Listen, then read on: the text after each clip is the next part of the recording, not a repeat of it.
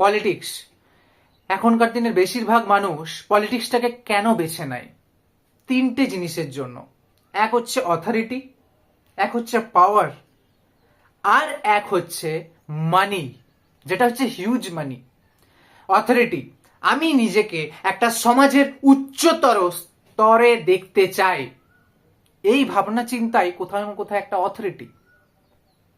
পাওয়ার, আমি যাই বলবো আমার এলাকাতে তাই হবে। তৃতীয় নাম্বার হচ্ছে মানি, হিউজ মানি, অগাধ পয়সা রাজনীতিতে পাওয়া যায়, যার কোনো হিসাব থাকে না। আয়কর বিভাগের কাছেও কোনো হিসাব থাকে না। এত পয়সা আপনি কামাতে পারবেন রাজনীতিতে।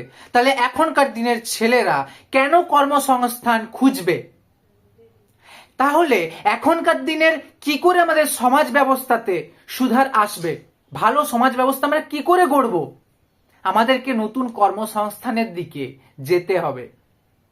আমাদেরকে কর্মসংস্থান থেকে কোনো পয়সা এনে আমাদের জীবনযাপন কাটাতে হবে। পাওয়ারের লোভ করা বেশি চলবে না। আপনাদের যদি অতি ভক্তি আছে মানুষের প্রতি, মানুষের সেবার প্রতি, তাহলে আপনারা নিজেরা যান, নিজেরা টাকা পয়সা খরচা করে তাদের সেবা করুন, প্রতিটি মানুষের সেবা করুন। আপনি সমাজ থেকে অনেক নাম পাবেন, আশীর্বাদ পাবেন।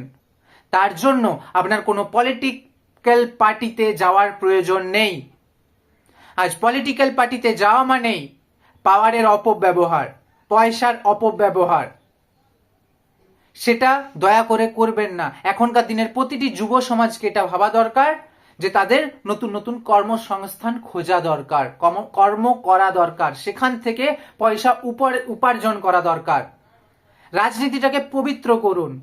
রাজনীতিটা পুরো নোংরা হয়ে গেছে।